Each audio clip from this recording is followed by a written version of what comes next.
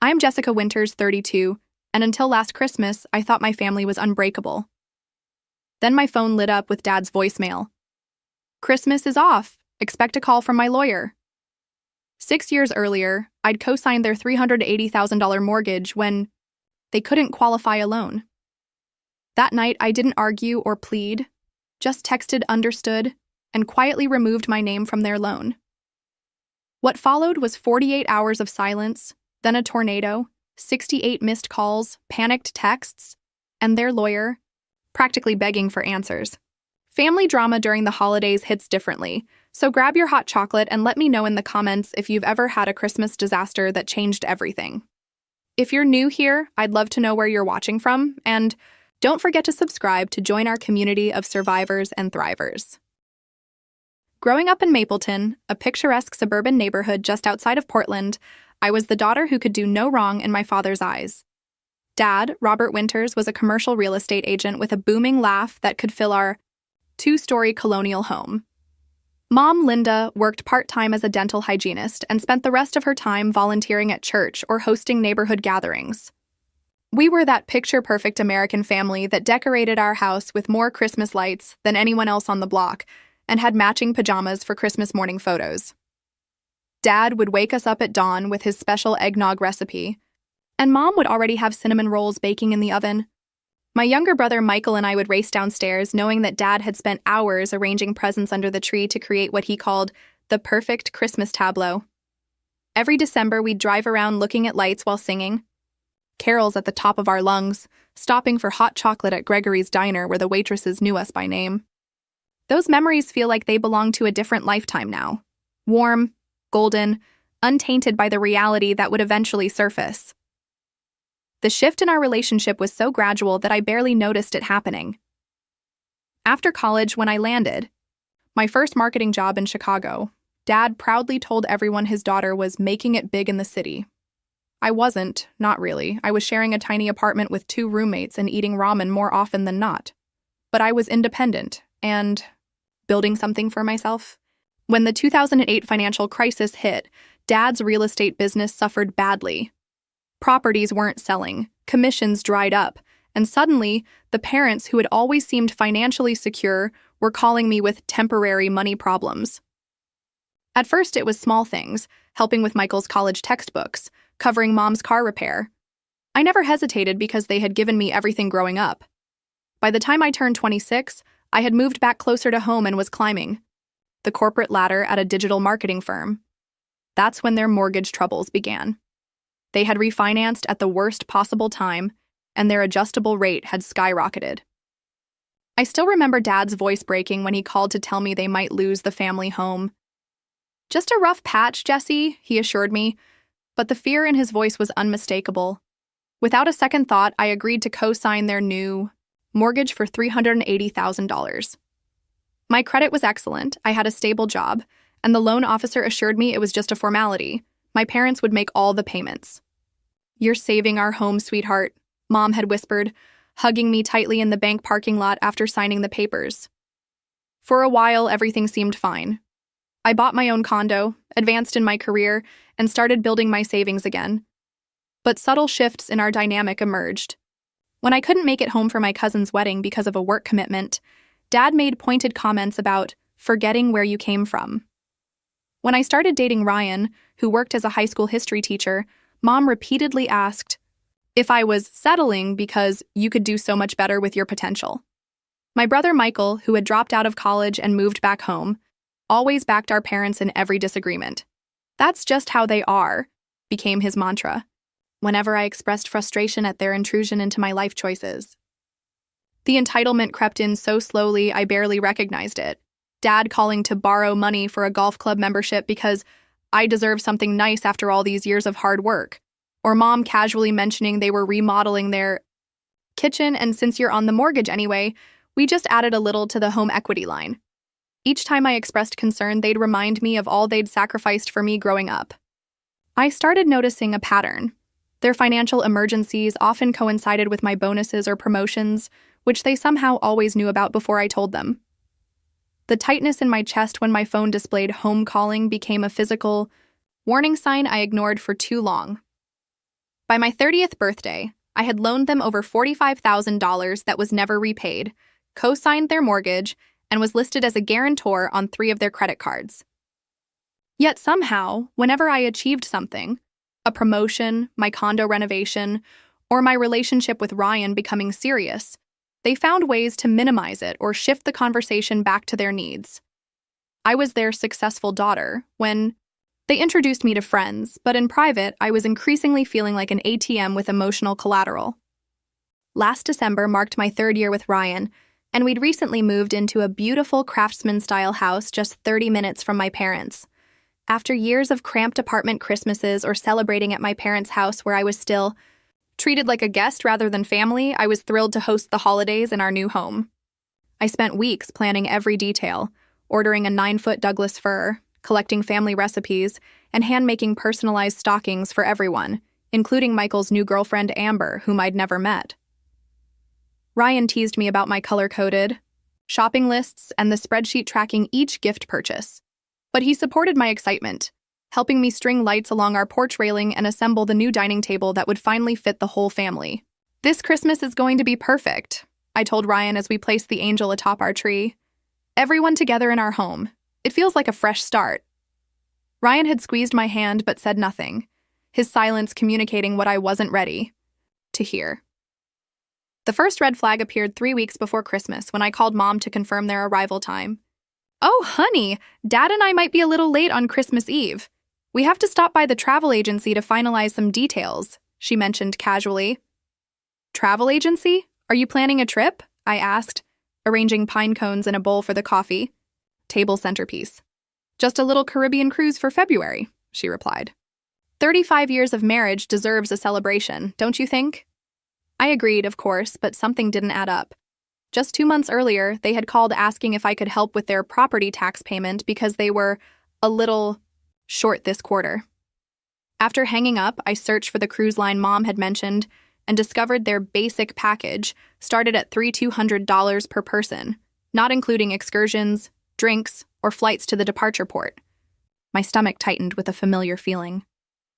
The next day, I drove to my parents' house, planning to casually discuss the cruise. When I arrived, a brand new 65-inch smart TV was being installed in their living room. Dad proudly showed off its features, mentioning it was an early Christmas gift to ourselves. In their kitchen, shopping bags from high-end department stores lined the counters. "Just a few things for the cruise," Mom explained, showing me designer sundresses with price tags still attached. I took a deep breath and tried to approach the subject gently. "The cruise sounds amazing, but I'm a little confused. Weren't you having trouble with the property tax payment recently?" Mom waved dismissively. "Oh, that was nothing. Just a temporary cash flow issue. You worry too much, Jessica." Dad patted my shoulder. "We've got everything under control. In fact, we're thinking about remodeling the master bath next spring. The cruise is our reward for being so disciplined with our finances." I couldn't hold back anymore. "Dad, if you can afford all this, why did you need my help with the taxes? And last summer with the roof repair? And my name is still on your mortgage." Dad's expression hardened. "Are you keeping score? After everything we've done for you? We raised you, put you through college, supported your career moves. Now that? We want to enjoy our lives a little. You're counting dollars and cents." Mom joined in, her voice taking on the wounded tone I'd heard increasingly over the years. "I didn't realize our spending needed your approval, Jessica. We're still your parents, not children you need to monitor." I tried explaining that I wasn't monitoring them. I was concerned about the pattern and my own financial exposure with my name on their loans. But the conversation quickly deteriorated, with Mom tearing up and Dad accusing me of being cold and calculating like those corporate types you work with.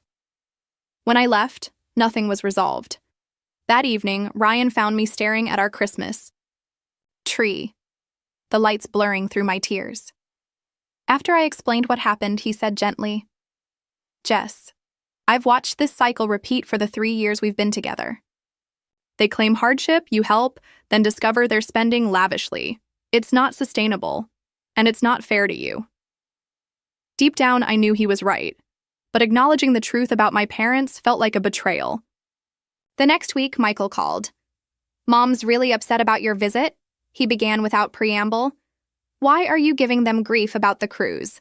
They work hard and deserve some enjoyment. I tried explaining my perspective, but Michael cut me off. Let it go, Jess. Not everything needs to be analyzed to death. They're not getting any younger.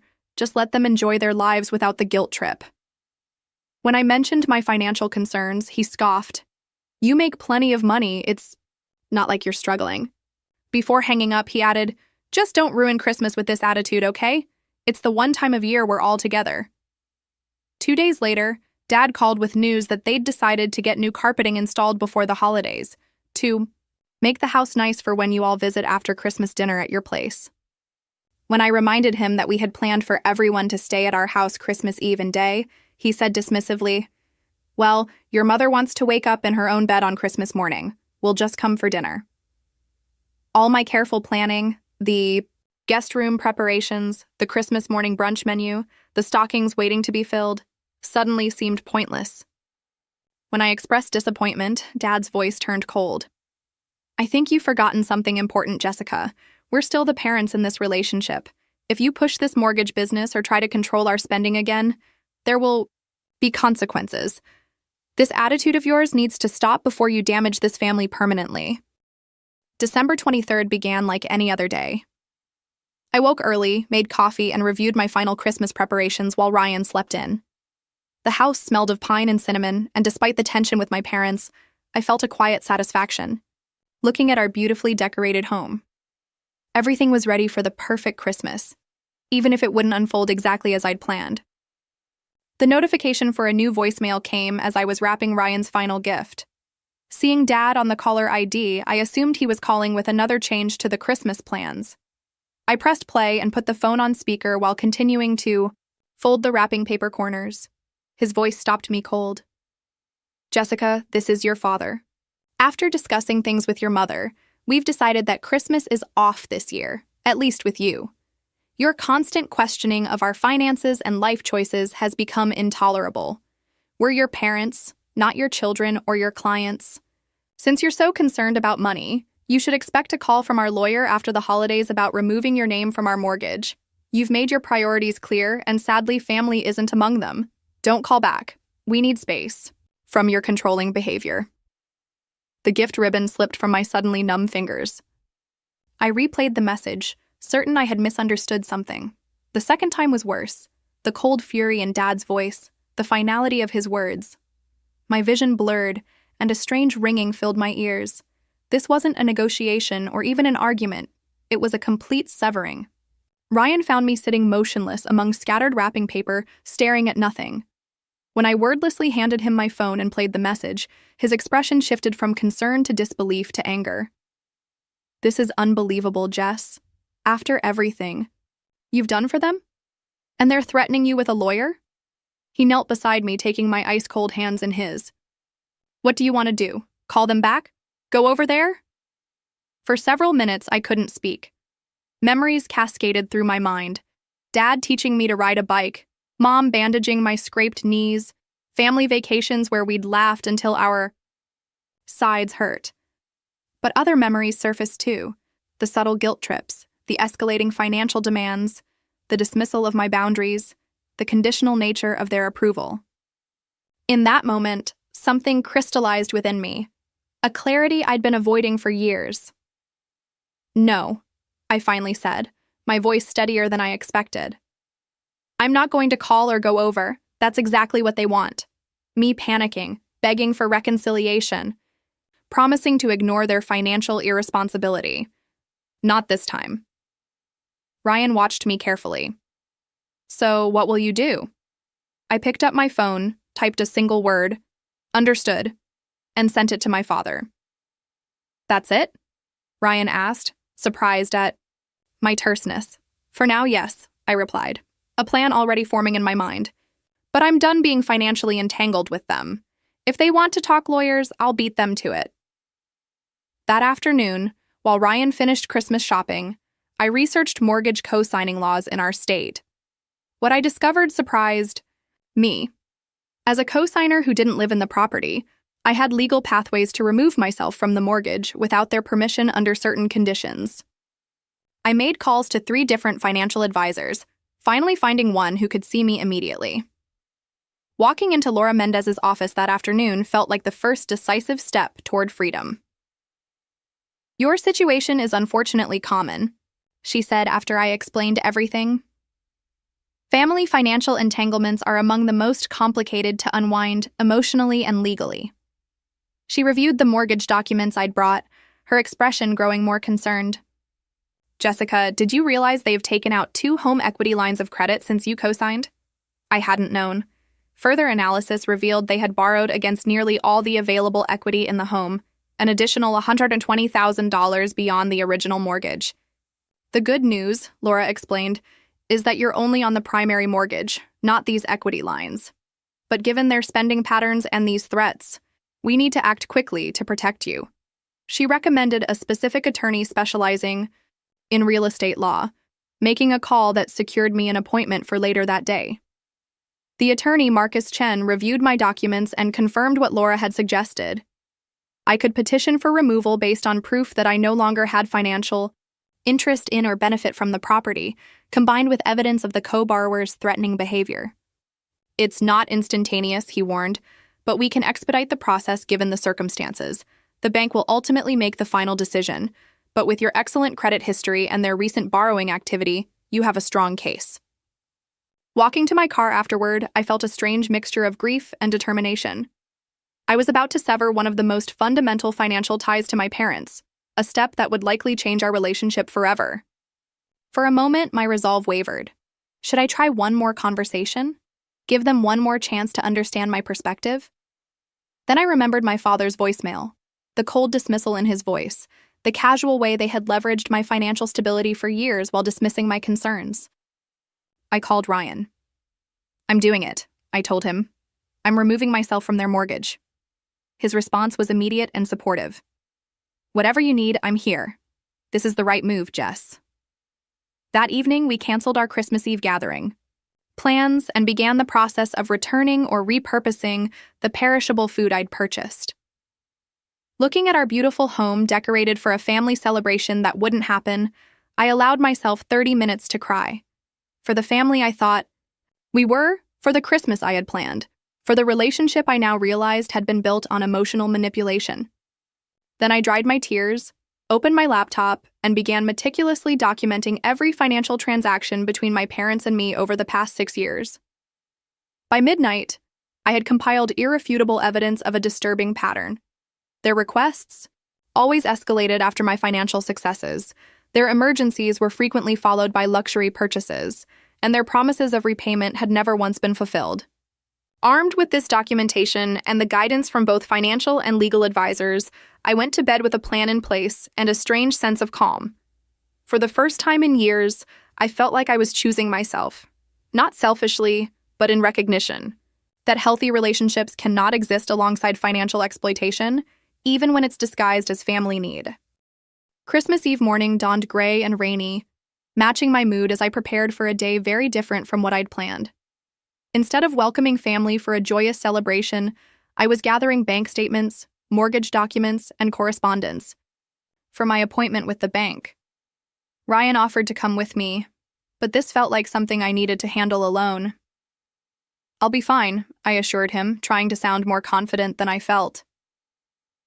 "Maybe you can start taking down some of the decorations while I'm gone." The Christmas tree and decorations that had brought me so much joy now felt like painful reminders of shattered expectations. The local branch of Mid-State Bank was nearly empty when I arrived. Most people were finishing last-minute shopping or preparing for holiday gatherings, not initiating complex financial procedures. Vanessa Johnson, the mortgage specialist I'd spoken with earlier, was waiting for me in a small glass-walled office decorated with a tiny artificial tree. "Not how you plan to spend Christmas Eve, I imagine," she said sympathetically, gesturing for me to sit. For the next 2 hours, we reviewed my situation in painstaking detail. I provided the documentation from my attorney about my legal rights. As a co-signer, financial statements proving I received no benefit from the property, and evidence of the threatening communication from my father. "This is certainly an unusual situation," Vanessa admitted, "but not unprecedented. The bank's primary concern is ensuring the loan remains secure." She explained that removing me would require a review of my parents' current financial situation, a process that could potentially trigger a reevaluation of their creditworthiness. If their financial position has deteriorated, or if they've taken on significant additional debt, the bank might require them to refinance under different terms, she warned. Are you prepared for that possibility? The question gave me pause. Was I ready to potentially cause my parents serious financial difficulty? The doubt must have shown on my face because Vanessa added gently, Jessica, you mentioned they have substantial equity lines already. If they're struggling to manage this situation won't improve by maintaining the status quo. She was right, of course. Continuing as their financial safety net wasn't helping them develop better habits. It was enabling behavior that would eventually collapse anyway, potentially taking my financial security down with it. I understand, I said finally. Please, proceed with the removal process. Vanessa began preparing the necessary paperwork, explaining each document before I signed. The removal wasn't instantaneous.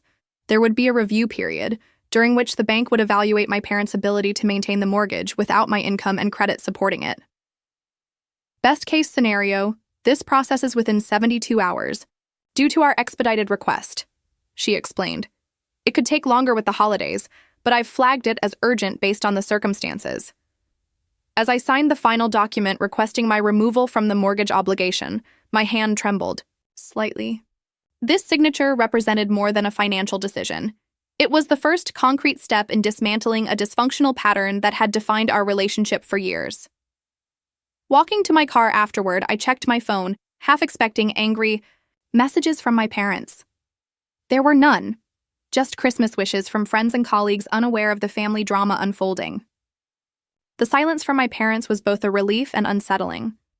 Did they assume their threat had cowed me into submission?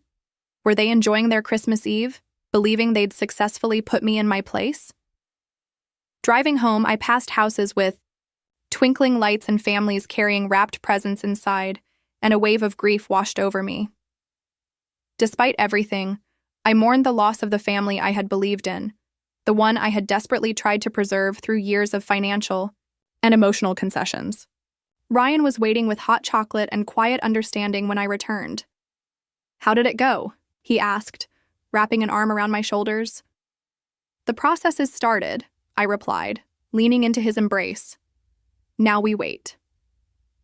That evening, as darkness fell on Christmas Eve, I experienced moments of paralyzing doubt. Had I overreacted? Should I call my parents and try one more time to work things out? I even picked up my phone several times, finger hovering over my father's contact. Each time, I forced myself to replay his voicemail, reminding myself of the cold dismissal in his voice, the threat of legal action, the years of manipulation. You're doing the right thing, Ryan reassured me, finding me staring at my silent phone again. Their reaction to your completely reasonable concerns was to cut you off and threaten you legally. That's not how loving parents behave. He was right, but the rational knowledge didn't ease the emotional turmoil. I'd been raised to believe that family loyalty trumped everything, that good daughters sacrificed for their parents without question or complaint. Breaking free of that programming felt physically painful, like tearing adhesions that had formed around my heart. The bank would be closed for Christmas Day, so nothing would progress until at least December 26th. The waiting period stretched before me like an abyss. To distract myself, I threw my energy into repurposing our Christmas celebration. Ryan and I decided to volunteer at a local homeless shelter Christmas morning, serving breakfast to people who truly had nowhere else to go. It felt fitting somehow, channeling my hurt into service rather than self-pity. That night, I dreamed of my childhood home. But in the dream, the doors and windows were locked against me, while I could see my family celebrating inside without me. I woke at 3 a.m., tears streaming down my face. Ryan stirred beside me. Same dream? He asked quietly. It wasn't the first time I'd woken crying since this began. I nodded, unable to speak through the tightness in my throat. Come here, he said, pulling me close. You're not alone, Jess. Not now, not ever. Wrapped in his unwavering support, I eventually drifted back to sleep. Christmas Day passed in a blur of activity at the shelter, followed by a quiet dinner at home with just Ryan and me. My brother Michael had texted that morning, "Merry Christmas, I guess," but made no mention of our parents or the canceled family gathering. I replied with a simple, "Merry Christmas to you too," and left it at that. No word came from my parents. The silence was deafening, but also instructive.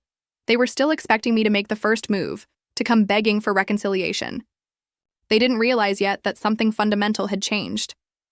On December 26th, I received confirmation from Vanessa that my removal request was being processed on an expedited basis. The bank has initiated contact with the primary borrowers, she informed me. We should have a decision within 24-48 hours. The countdown had begun. I knew that once my parents were notified by the bank, the fragile silence would shatter. With grim determination, I prepared for the storm. The morning after Christmas, I woke with a strange sense of calm. The initial shock and emotional turmoil had settled into a steady resolve. I went through my normal routine: morning run, shower, breakfast with Ryan, as if the foundation of my family relationships wasn't being dismantled with each passing hour. Ryan watched me carefully as I sipped my coffee and scrolled through work emails. "You seem different today," he observed, buttering his toast. "More centered." I considered his observation. "I think I've moved past the shock and grief, at least temporarily. Now I'm just determined to see this through." It was true. Having initiated the process, I felt a surprising sense of control, as if I'd finally stepped off a runaway carousel that had been making me dizzy for years. The bank had estimated 24-48 hours for processing, which meant my parents could be notified any time between today and tomorrow. Each time my phone buzzed, my heart rate spiked, but it was never them. Just friends checking in about Christmas, colleagues with last-minute questions before the new year, promotions from retailers launching post-holiday sales. The ordinary world continued spinning, oblivious to my private upheaval. To channel my nervous energy, I created a detailed spreadsheet documenting every financial transaction between my parents and me since I'd started my career. Loan amounts, dates, promises made, evidence of their subsequent purchases. The pattern was even more disturbing when laid out chronologically. $4,500 for emergency plumbing repairs, followed by Dad's new golf clubs 2 weeks later. $8,000 for catching up on the mortgage, the same month Mom bought designer furniture. $12,000 for medical bills right before they took a luxury Alaskan cruise. None of these loans had ever been repaid. Over 6 years, the total exceeded $65,000, not including the mortgage I'd co-signed. Seeing the numbers in black and white reinforced my decision. This wasn't ordinary parental support. It was systematic financial exploitation disguised as family need. Ryan found me staring at the spreadsheet, my expression hardening as I added details to each entry. "Building a case?" he asked, peering over my shoulder. "More like creating clarity," I replied. "I need to see the reality without the emotional fog. When they start calling, and they will, I need to remember exactly why I'm doing this." As the day progressed, I experienced waves of conflicting emotions. Determination followed by doubt.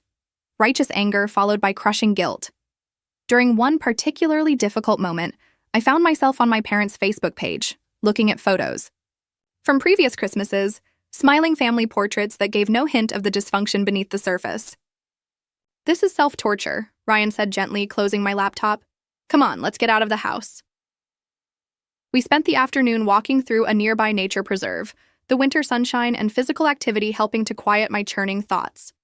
That evening, just after dinner, the first text arrived from my mother. "Jessica, the bank called today with some concerning information. Please call us immediately." No mention of the voicemail, the canceled Christmas, the threats. Just an expectation that I would jump to address their concerns, as I always had before. I showed Ryan the message without responding. "And so it begins," he said, squeezing my hand. "Are you ready?" I nodded, though ready didn't quite capture the complex mixture of dread and determination I felt. We had discussed my strategy. Maintain silence for the full 48-hour processing period. Don't engage until the removal was complete. Don't give them an opportunity to manipulate me into changing course. The second message came an hour later, this time from Dad. "Jessica, this bank situation is a misunderstanding. Call me ASAP." Again, I didn't respond. By the time we went to bed, I had received 5 more increasingly urgent messages. The last one showed the first crack in their facade. Honey, whatever's upset you, we can fix it. Please don't do anything. Hasty with the mortgage. We need to talk. I slept fitfully that night, dreaming of ringing phones and unsigned documents. The next morning brought the first voicemail from my mother, her voice tight with controlled panic. Jessica, the bank says you're trying to remove yourself from our mortgage. They're reviewing our financials now. You need to call them and stop this process immediately. This isn't a game. This is our home. By noon, the messages were coming every 30 minutes, alternating between my parents with occasional texts, from Michael asking why I wasn't responding to Mom and Dad. I silenced my phone, focusing instead on preparing for the conversation I knew was coming. With Ryan's help, I drafted talking points, clear, unemotional statements about my boundaries, expectations, and the path forward. Remember, Ryan coached, this isn't a negotiation. You're informing them of your decision, not asking for permission. Around 3 p.m., I received an email from Vanessa at the bank. The removal process is proceeding. The primary borrowers have been notified and the financial review is underway. I'll update you when it's complete. Reading those words, I felt a weight lift from my shoulders. The process was working. The machinery of financial disentanglement was in motion, independent of my parents' attempts to stop it. By evening, my parents had escalated to having friends and extended family contact me. My Aunt Susan called, clearly uncomfortable with her assigned role. Your parents asked me to reach out. They say there's some confusion about the mortgage. They're pretty upset, Jessica. I explained briefly that this was between my parents and me, thanked her for her concern, and politely ended the call. The pressure was mounting exactly as I had anticipated. This was the pattern. When direct demands didn't work, they mobilized others to apply pressure, making me feel isolated and unreasonable. But this time, with Ryan's steadfast support and my own clarity about the situation, their tactics weren't working. The second morning, marking approximately 48 hours since I'd initiated the process, began with an unexpected development. A call from an unknown number turned out to be Thomas Greenberg, my parents' attorney. Unlike my parents' emotional messages, his voicemail was measured but concerned. Ms. Winters, this is Thomas Greenberg representing Robert and Linda Winters. I understand there's a situation developing with their mortgage that requires immediate attention. My clients are extremely concerned about the potential implications. Please contact me at your earliest convenience to discuss resolving this matter before it escalates further. I forwarded the voicemail to Marcus Chen, my own attorney, who advised me to continue maintaining silence until we received final confirmation from the bank. We're in the home stretch, he assured me. Don't engage until the process is complete. By mid-afternoon, my missed call count had reached a staggering number: 42 calls from my parents, 13 from Michael, 8 from their lawyer, and 5 from various family friends, 68 missed calls in total. Texts and voicemails piled up, their tone evolving from demanding to pleading as the reality of their situation apparently dawned on them. At 4:17 p.m., the email I'd been waiting for arrived from Vanessa. Process complete. You have been successfully removed as co-signer from the mortgage on the property at 1842 Oakwood Lane. The primary borrowers have been notified of this change and its implications for their loan terms going forward. I sat staring at the screen, a complex wave of emotions washing over me: relief, vindication, grief, and something unexpected: freedom.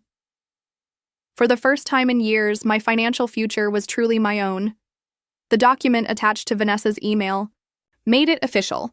I was no longer legally tied to my parents' financial decisions. Whatever happened with their mortgage now was entirely their responsibility.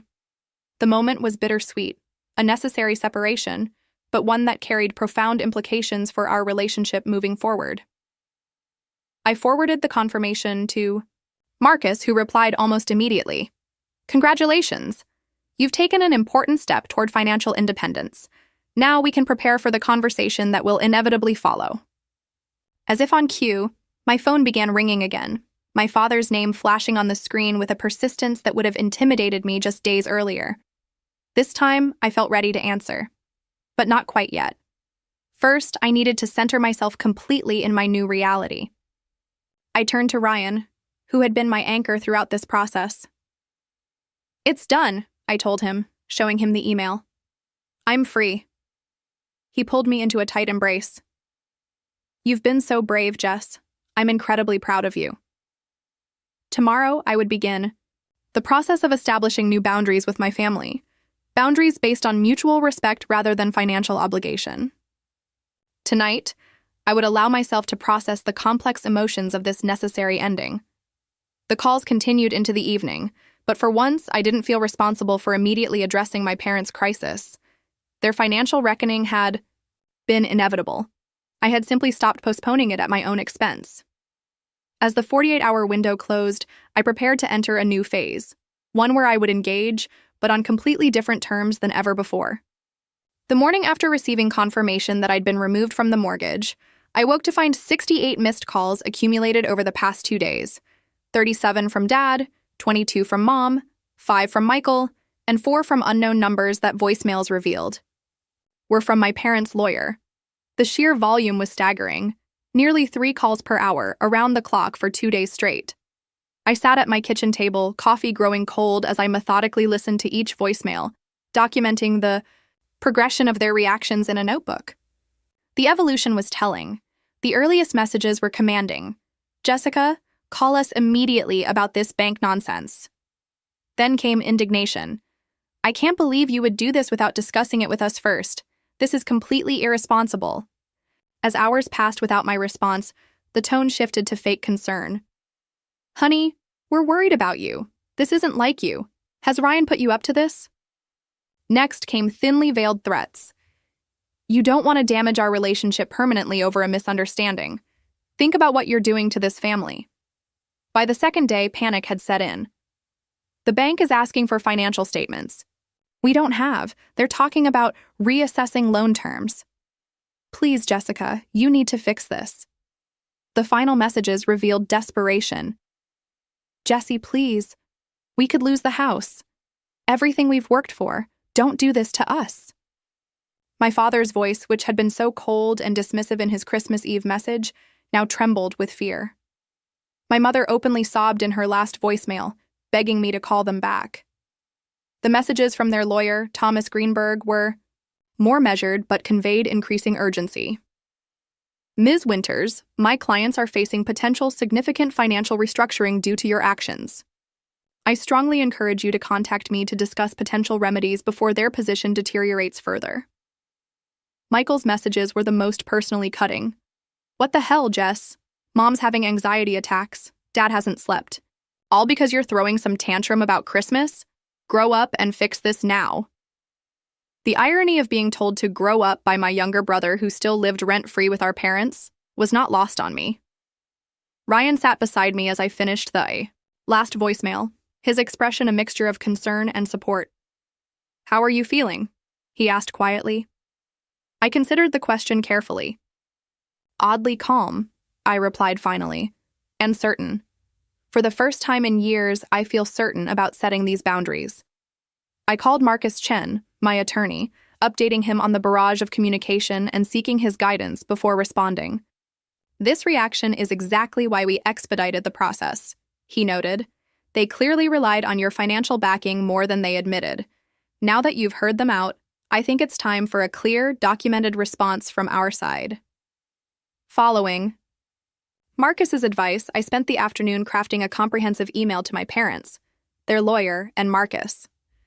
It detailed my decision, the reasons behind it, and my conditions for future communication, all expressed in factual, unemotional language. No accusations, no recriminations, just clear statements of reality and boundaries. I have removed myself from the mortgage at 1842 Oakwood Lane, effective December 27th. This decision is final and legally executed, I began. This action follows years of financial entanglement that has become untenable, culminating in the threatening voicemail I received on December 23rd, stating Christmas was off, and I should expect a call from your lawyer.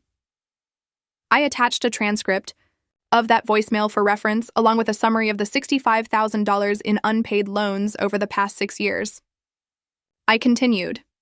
Moving forward, I am open to rebuilding our relationship, but only on terms that respect my financial and emotional boundaries. These include 1. No requests for money, loans, or financial guarantees of any kind. 2. Acknowledgement of past patterns of financial manipulation. 3. Family counseling if we choose to attempt reconciliation.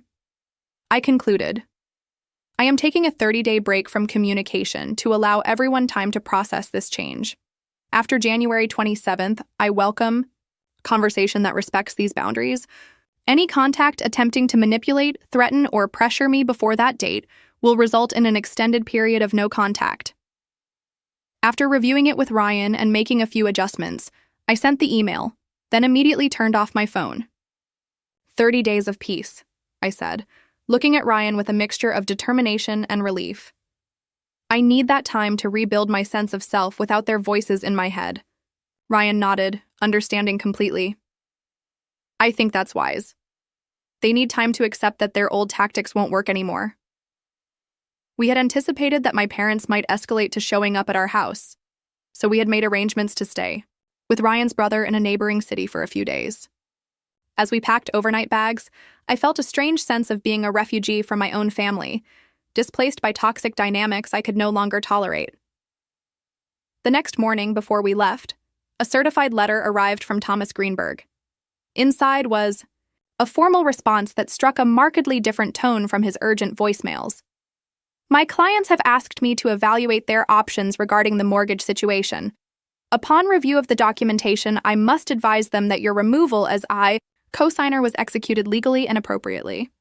The bank's reassessment of their loan terms is a standard procedure following such a change. The letter continued. While my clients are understandably distressed by this development and its timing, I have counseled them that pursuing legal action against you would be inadvisable and unlikely to succeed. I have recommended they focus instead on restructuring their finances to accommodate the new mortgage terms. Reading between the lines, it was clear their lawyer had recognized the weakness of their position and advised them accordingly. This confirmation that I had acted within my rights provided additional validation of my decision. By that afternoon, we were settled at Ryan's brother's apartment, temporarily insulated from the immediate fallout. My email auto-response was active, informing anyone who contacted me that I was taking a break from communication until January 27th. I had notified my workplace that I was dealing with a family situation and would be working remotely for a week. Though I'd turned off my personal phone, I checked my email once daily, filtering messages through Ryan to protect my peace of mind. 3 days after sending my email, the first message from Michael arrived. Not the angry tirade I'd expected, but something more thoughtful.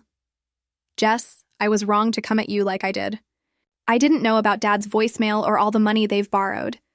Mom finally showed me their credit card statements and home equity line. It's worse than I realized. I'm trying to help them figure things out, but it's a mess. I'm sorry for what I said. When you're ready to talk, I'm here. His message gave me hope that at least one family relationship might survive this upheaval. A week into my self-imposed communication break, I received an unexpected email from my mother's sister, Aunt Catherine, who had always been the family truth teller. Jessica, I've heard Robert and Linda's version of events, but I know there are always two sides. Whatever happened, know that standing up for yourself isn't wrong. They've always leaned too heavily on you. Take the time you need. Family should lift you up, not drain you dry. Her support was a balm to my soul, confirmation that I wasn't crazy or selfish for establishing boundaries. As January unfolded, I worked with my therapist, Dr. Martinez, to process the complex emotions surrounding my decision. What you're feeling is grief, she explained during one particularly difficult session. Not just for the relationship you've lost, but for the relationship you deserved but never had. It's also grief for the identity you're shedding, the role of perpetual caretaker and financial safety net.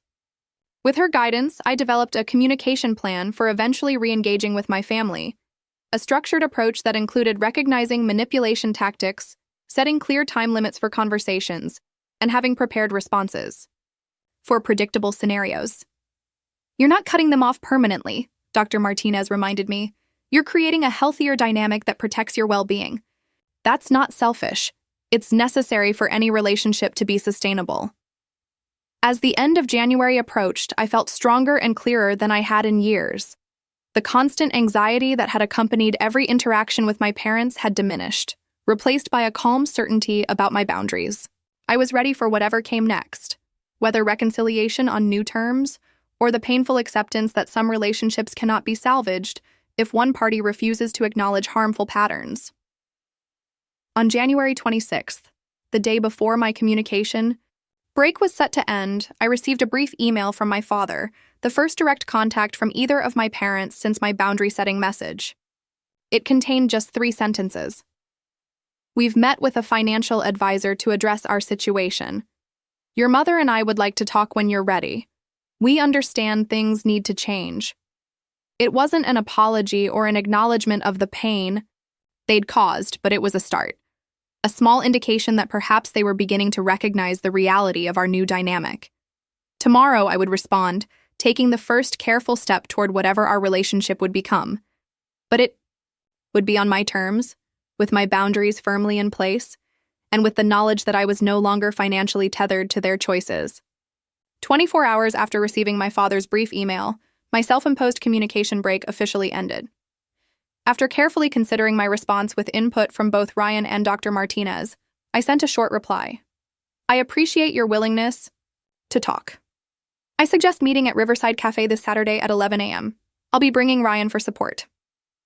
Choosing a public location was deliberate, a neutral space where emotional outbursts would be constrained, with a clear endpoint since the cafe closed at 1 p.m. Having Ryan present wasn't negotiable.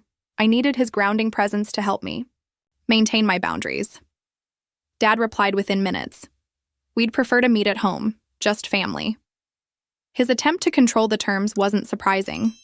I responded firmly, Riverside Cafe, Saturday, 11 a.m., with Ryan. Those are my terms for this first conversation. After a longer pause, he acquiesced. Fine. We'll be there. The days leading up to Saturday were filled with preparation. Dr. Martinez helped me anticipate various scenarios and practice responses that maintained boundaries without escalating conflict. Remember, she advised, you're not responsible for their emotions or reactions. Focus on clearly stating your position, not justifying or defending it. The morning of the meeting, I woke with a knot of anxiety in my stomach. Ryan found me at the kitchen table, rehearsing my talking points. You've got this, he assured me, squeezing my shoulders. Just remember, you're not the one who needs to fix anything here. When we arrived at the cafe, my parents were already seated at a corner table. Mom looked smaller somehow, her usually perfect makeup unable to hide the strain of recent weeks.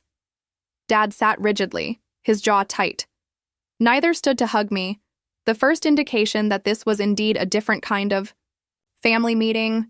Ryan and I sat across from them, and for a long moment, no one spoke. Finally, Dad cleared his throat. You've put us in a very difficult position, Jessica. His opening line confirmed my suspicion that we weren't here for an apology. The bank has given us 60 days to either qualify for the mortgage on our own or find a new cosigner. Our monthly payment will increase by $640 if we refinance under current rates. I let his statement hang in the air, resisting the familiar urge to offer solutions or express sympathy. After an uncomfortable silence, I responded evenly, I understand. This is a challenging transition. As outlined in my email, I'm open to rebuilding our relationship, but not our financial entanglement. Mom interjected, her voice quavering. How could you do this to us, Jessie? After everything we've done for you? We're your parents. It was the guilt tactic I'd anticipated. I took a slow breath before responding. I'm not here to relitigate the past. I'm here to discuss how we move forward with healthier boundaries. Dad's face flushed. Boundaries? We gave you life, raised you, paid for your education. Now when we need help, you talk about boundaries? Ryan shifted beside me, a subtle reminder of his support. I maintained eye contact with my father. Yes, boundaries. Like not threatening me with lawyers when I expressed concern about financial decisions. Like not canceling Christmas as punishment for questioning the mortgage I co-signed. Mom dabbed at her eyes with a napkin. That was your father's anger talking. He didn't mean it.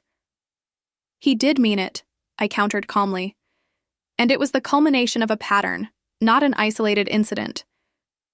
I placed a folder on the table containing printouts of my financial documentation. Over the past 6 years, I've provided $65,130 in loans that were never repaid, co-signed a $380,000 mortgage, and been added as guarantor to credit cards I never used. That's in addition to the emotional cost of being made to feel selfish whenever I question these arrangements. Dad barely glanced at the documents. So you're keeping score? That's what family means to you? A balance sheet? No, I replied steadily. Family means mutual respect and support, not one-way financial dependence disguised as parental authority. Our conversation continued in this vein for nearly an hour, my parents alternating between guilt tactics, minimizing their actions, and expressing indignation at my betrayal. Each time I calmly redirected to the core issue. Their behavior had damaged our relationship, and rebuilding would require acknowledgement and changed patterns. The turning point came unexpectedly when I mentioned the Caribbean cruise they'd booked while claiming to be unable to pay their property taxes. Dad waved dismissively. That was a special anniversary celebration. Everyone deserves some luxury. Funded by whose luxury? I asked quietly. The $12,000 I gave you that month for what you said were medical bills? Mom's expression changed suddenly, eyes widening as she turned to Dad. You told me that cruise was paid for with your year-end bonus. A heavy silence fell over the table. Dad shifted uncomfortably, avoiding Mom's questioning gaze. Robert, she pressed, did you use Jessica's money for our cruise? His non-answer was answer enough. Mom turned to me, genuine shock on her face. I didn't know Jesse. He told me different stories about where the money was coming from. It was the first crack in their united front, the first indication that perhaps their financial deception had layers I hadn't even recognized. For the remainder of our meeting, a subtle shift occurred. Mom asked more questions, listening with growing distress as I outlined the pattern of financial manipulation. Dad became increasingly defensive, eventually muttering that he needed air and stepping outside. With him gone, Mom spoke more freely. Things have been worse than I realized, she admitted quietly. The home equity lines, credit card debt. I signed papers without fully understanding what they meant. Robert handles the finances. Mom, I said gently, you're an adult with equal responsibility in this marriage. Not knowing doesn't excuse the impact on me.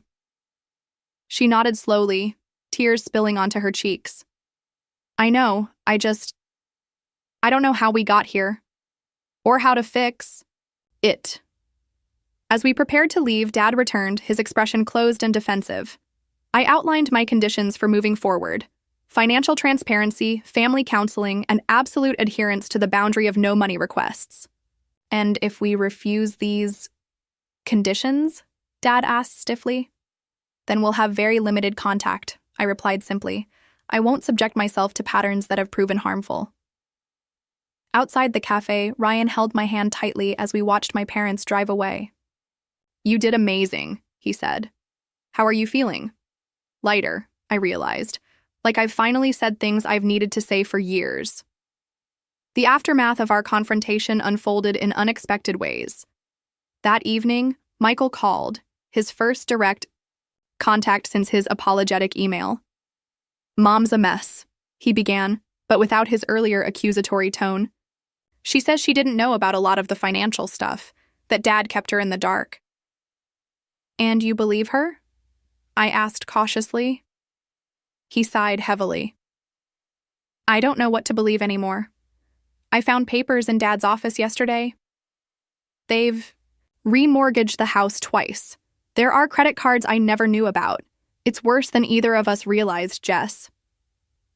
For the first time, Michael and I had a genuine conversation about our parents' behavior, not as adversaries, but as adult siblings trying to understand a troubling family dynamic. 2 days later, I received separate emails from my parents. Mom's was contrite, acknowledging her complicity through inaction and expressing a willingness to try family counseling. Dad's was briefer and less yielding, but he agreed to discuss these issues further in a professional setting. Their lawyer, Thomas Greenberg, also reached out with an unexpected disclosure. In the interest of transparency, I feel professionally obligated to inform you that your parents consulted me last year about adding your name to additional financial instruments without your direct knowledge. I advised against this course of action as it would potentially constitute fraud. This revelation confirmed my worst suspicions. The financial entanglement might have gone even deeper had they found a less ethical attorney. As January turned to February, our family entered uncharted territory. The mortgage situation remained unresolved, my parents scrambling to either qualify on their own or find an alternative solution. Our relationship hung in a fragile balance, the old patterns broken, but new ones not yet established. What had become clear through our confrontation was that the financial manipulation had been largely driven by my father, with my mother's complicit ignorance enabling his behavior. This didn't excuse her role, but it added nuance to our path forward. The power dynamic had fundamentally shifted. For the first time in my adult life, I wasn't approaching my parents from a position of obligation or guilt, but from a place of clear-eyed agency. Whether our relationship could be rebuilt on healthier terms remained to be seen, but I had done the necessary work of breaking the damaging patterns of the past. As Dr. Martinez reminded me in our session following the confrontation, family relationships should be maintained because they're nurturing and supportive, not out of obligation or fear. You've created the space for something healthier to potentially grow. That space, painful as it was to create, felt like the most honest gift I could give to both my family and myself. By mid-February, news of our family rift had spread through the extended family grapevine, creating ripple effects I hadn't fully anticipated. Aunt Susan called first, her voice tight with disapproval. Family problems should stay private, Jessica. Your parents are devastated by this public embarrassment. Uncle Jim took a different stance, calling to offer support. About time someone stood up to Robert's financial shenanigans. He tried to rope me into co-signing a boat loan last year. Cousins weighed in via text and social media messages, some expressing sympathy, others suggesting I was overreacting to normal family dynamics. The spectrum of reactions highlighted how differently people viewed financial boundaries in family relationships. My maternal grandmother, Nana Beth, surprised everyone by firmly taking my side. At 82, she drove herself to my house one Saturday morning, armed with homemade cookies and blunt wisdom. Your grandfather and I helped your parents when they were starting out, she explained, settling into my sofa. Small things, down payment for their first apartment, occasional grocery money when times were tight. But Robert developed a taste for assistance that never went away. It worried your grandfather to his dying day. Her validation meant more than she could know, confirmation from someone who loved my parents, but recognized the unhealthy patterns. Meanwhile, my parents were facing the harsh reality of their financial situation without my support. Dad reluctantly took a part-time job at a local hardware store to supplement his declining real estate income. Mom began selling her extensive collection of designer purses and jewelry on consignment. Michael reported they were meeting with financial advisors and considering downsizing to a smaller home, painful but necessary steps toward living within their actual means. The bank had extended their qualification period by 30 days after. They made a good faith payment toward the principal, but the deadline still loomed. Michael's role evolved in unexpected ways. Initially my parents' defender, he had become a reluctant mediator as he discovered more about their financial reality. Dad had a complete meltdown yesterday, he confided during one of our weekly phone calls. The financial advisor laid everything out. The credit card debt, the underwater mortgage, the loan from his brother he never repaid. Mom just sat there getting paler and paler. I didn't know what to say. For the first time in our adult lives, Michael and I were truly talking, not as competitors for parental approval, but as siblings navigating a family crisis. He admitted feeling resentful at first about my financial independence. You always made it look so easy. Great job, nice home, healthy relationship. I guess I bought into Dad's narrative that you were just lucky, not that you actually worked for it. In turn, I acknowledged envying his seemingly uncomplicated relationship with our parents. You never seemed to disappoint them like I did. Every life choice I made was scrutinized, while you got automatic approval. These honest conversations began healing a sibling relationship that had been strained by our parents' differential treatment. 3 weeks after our confrontation at the cafe, we attempted our first family counseling session. I found a therapist specializing in financial trauma and family systems. Dr. Abigail Chen, who agreed to see us together. The session was tense, but productive, with Dr. Chen establishing clear ground rules about communication and respect. Dad participated minimally, answering direct questions but offering little voluntary insight. Mom was more engaged, tearfully acknowledging how her passivity had enabled destructive patterns. "I just wanted everyone to be happy," she explained. "It seemed easier to go along with things than to create conflict." Dr. Chen gently challenged this perspective. But someone was bearing the cost of that conflict avoidance. In this case, Jessica. The most revealing moment came when Dr. Chen asked my parents to articulate what they wanted from our relationship moving forward. Mom immediately said, "I just want my daughter back in my life." Dad's answer was more telling. "I want things to go back to how they were." When prompted to elaborate, he admitted, "I want Jessica to trust us again, financially." His honesty, however problematic, was at least a starting point for real discussion. After the session, Dr. Chen met with me privately.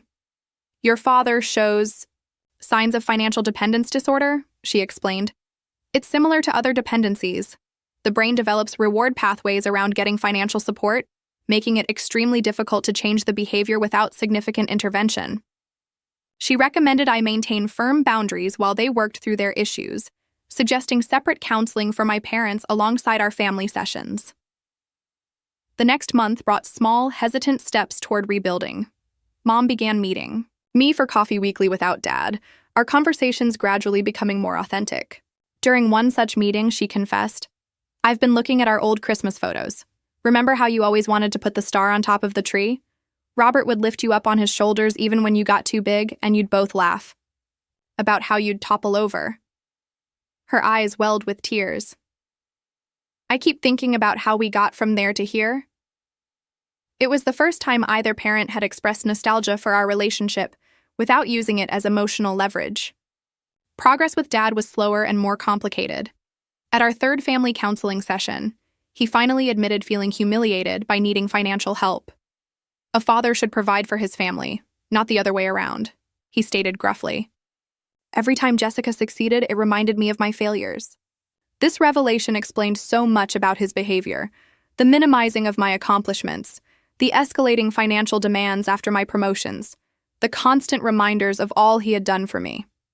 His self-worth had become dangerously entangled with financial control.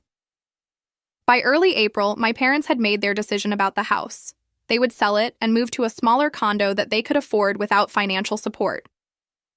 The process was painful for them, involving letting go of not just a home, but the facade of financial success they had maintained for years. I maintained my boundary about not helping financially, but offered practical support by connecting them with a reliable real estate agent and helping Mom sort through decades of accumulated possessions. On moving day, I arrived with coffee and bagels, prepared to help box remaining items. Dad answered the door, looking older and more subdued than I had ever seen him. "Thanks for coming," he said simply, the first acknowledgement that my presence was a choice, not an obligation. As we worked alongside movers, Mom found a box of my childhood artwork they had saved, homemade cards expressing childhood adoration for my parents, school projects proudly brought home for their approval. "You were such a thoughtful child," she said softly, always trying so hard to make us proud. For a moment, we all stood in silence, the gap between that loving family and our current reality painfully evident. The process of healing remained complex and nonlinear. Some days brought progress, like when Dad actually apologized for the Christmas voicemail without qualifiers or excuses. Other days featured backsliding, Mom asking if I might just help a little with moving expenses, then quickly withdrawing the request when she saw my expression. Through it all, I maintained the boundaries I had established, neither yielding to guilt nor wielding my newfound power punitively. By late spring, a new normal had begun to emerge. My parents were living within their means for perhaps the first time in decades. Their condo modest but manageable, their lifestyle adjusted to reality rather than appearance. Our relationships were fundamentally changed, but not destroyed. More honest, if less comfortable, with new respect for stated boundaries. Most importantly, I had broken a cycle that would otherwise have continued draining my financial and emotional resources indefinitely. The experience had taught me to recognize similar patterns in other relationships, leading me to establish healthier boundaries with friends who consistently forgot their wallets at dinner or colleagues who expected free marketing advice outside work hours. As Dr. Martinez observed in one of our sessions, this wasn't just about money. It was about recognizing your inherent value beyond what you could provide to others. That recognition, hard-won through painful family reconfiguration, had become the unexpected gift of this difficult journey. 6 months after that fateful Christmas voicemail, summer sunshine warmed the patio of my backyard as I arranged chairs in a semicircle. "Is this enough seating?" I asked Ryan, who was manning the grill. "Michael said he might bring a friend, but I'm not sure if that's still happening." Ryan looked up from the sizzling hamburgers. "Better add one more just in case. First family barbecue at our place. Pretty big milestone." I nodded, feeling a mixture of nervousness and quiet pride. Today marked the first casual family gathering since the mortgage confrontation, a deliberately low-pressure event designed to test our new family dynamic. No holiday expectations, no overnight stays, just a few hours of shared food and conversation. As I set out plates and utensils, I reflected on the journey of the past 6 months. The initial shock and pain had gradually given way to something unexpected. A more authentic relationship with my family, built on reality rather than obligation or pretense. My parents arrived precisely on time, another new development. Before, they would have shown up early with opinions about my hosting choices or called last minute with some reason for delay. Dad carried a store-bought dessert, Mom a bouquet of summer flowers. "The yard looks wonderful," Mom commented, genuinely admiring the garden beds Ryan and I had spent spring weekends creating. "You always did have a good eye for color combinations." Dad handed me the dessert box somewhat awkwardly. "Didn't know what you might want, so I got the sampler thing. The bakery lady said it's popular." The small gesture, choosing something with me in mind without assuming he knew best, represented significant growth. Michael arrived shortly after, bringing his friend Donna, a soft-spoken librarian he'd been dating for 2 months. Their relationship seemed to be nurturing a more thoughtful side of my brother that I'd rarely seen before. As we settled around the patio table with our food, the conversation remained lightweight. Neighborhood developments, Michael's new job in IT support, a funny story about Mom's book club selecting an accidentally risque novel. Beneath the ordinary topics, though, I noticed subtle but significant changes. Dad didn't dominate the conversation as he once would have. Mom asked follow-up questions about my recent work projects, showing genuine interest rather than comparing them to some imagined better alternative. Most notably, no one mentioned money, not their financial situation, not my career success, not the cost of anything discussed. It wasn't that we were avoiding the topic. Rather, it had been rightfully relegated to its proper place in our relationship. Just one aspect of life, not the defining factor in our interactions. After dessert, I found myself alone in the kitchen with Dad as I brewed coffee. He leaned against the counter, looking out the window at Ryan and Michael discussing the vegetable garden. "I've been wanting to say something," he began, his voice quieter than usual. But I needed to be sure I meant it first. I waited, giving him space to continue at his own pace. "I'm sorry, Jessica. Not just for the voicemail or the mortgage situation, but for years of taking advantage of your success and generosity. I convinced myself it was my due as your father." He turned to face me directly. "The financial counselor we've been seeing, he helped me see that I was using money as a form of control because I felt inadequate in other ways. It's no excuse, but I'm working to understand it so I don't repeat the pattern." The apology I had once desperately wanted now came when I no longer needed it for closure, yet it still mattered. "Thank you for saying that," I replied simply. "It helps." We carried the coffee outside together, a small moment of ordinary cooperation that felt symbolic of our gradually healing relationship. Later that evening, after everyone had left, Ryan and I sat on the porch swing watching fireflies appear in the gathering dusk. "So?" he asked. "How do you think it went?" I considered the question carefully. Better than I expected. Different, but in good ways. Like we're all actually seeing each other clearly for the first time. The changes extended beyond my immediate family. In the months following the mortgage confrontation, I had re-examined all my relationships through the lens of this experience, identifying subtle patterns of financial or emotional imbalance I had previously accepted as normal. My friendship with Stephanie, who consistently forgot her wallet at our lunches, had evolved after a candid conversation about reciprocity. My tendency to over-volunteer at work had been replaced with healthier professional boundaries. Even my relationship with Ryan had deepened through the experience, his unwavering support giving me confidence to address smaller inequities before they became entrenched patterns. Perhaps most significantly, I had developed a new relationship with myself. The crushing guilt that had accompanied any act of self-care or boundary setting had diminished, replaced by recognition that maintaining my well-being wasn't selfish but necessary. My therapist, Dr. Martinez, had helped me identify and challenge the deeply ingrained belief that my value was tied to what I could provide for others. The greatest gift of this difficult experience, she noted in our most recent session, has been watching you reclaim your inherent worth independent of your usefulness to others. My parents' situation had stabilized in ways that would have been impossible had I continued enabling their financial irresponsibility. Living in the condo they could actually afford, they had begun rebuilding their financial foundation. Dad had taken a part-time position at a real estate training center, finding unexpected satisfaction in mentoring new agents. Mom had started a small alterations business, utilizing sewing skills she had previously treated as just a hobby. They would never be wealthy, but for the first time in decades, they were living honestly within their means. Michael had also grown. Through the experience, developing independence I hadn't thought possible. After moving out of our parents' house into a shared apartment, he had discovered capabilities previously obscured by the dysfunctional family dynamic. Our sibling relationship, once characterized by rivalry and resentment, had evolved into something resembling actual friendship.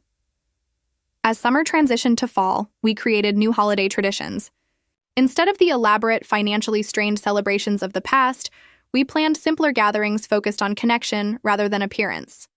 For Thanksgiving, we would all contribute dishes to a meal at Michael's apartment. Christmas would be a brunch at the local botanical gardens with a strict spending limit on gifts. The approaching holiday season no longer filled me with dread, but with cautious optimism about continuing to build healthier family connections. On a crisp September evening, almost exactly 9 months after the voicemail that had changed everything, I sat at my desk writing in the journal Dr. Martinez had suggested I keep. Looking back over the entries from those first painful weeks, I could trace the evolution not just of my family relationships, but of my understanding of what family should be. True family, I had discovered, supports your growth rather than sabotaging it to maintain control. True family respects boundaries rather than treating them as betrayal. True love empowers rather than exploits. The mortgage situation, as painful as it had ultimately been the catalyst for transforming unhealthy patterns that might otherwise have continued indefinitely. Sometimes the most loving thing we can do for ourselves and others is to disrupt destructive cycles, even when that disruption causes temporary pain. I had learned that standing firm in my worth didn't mean abandoning love. It meant creating space for more authentic love to potentially flourish. Have you ever had to make a difficult choice between maintaining peace and establishing necessary boundaries with family? I'd love to know how you handled it. Comment below and share your experience. And if this story resonated with you, please consider subscribing and sharing it with someone who might need to hear that setting boundaries isn't selfish. It's sometimes the most loving choice we can make. Thank you for joining me on this journey of healing and growth. Remember, true family supports your wings, not clips them to keep you close.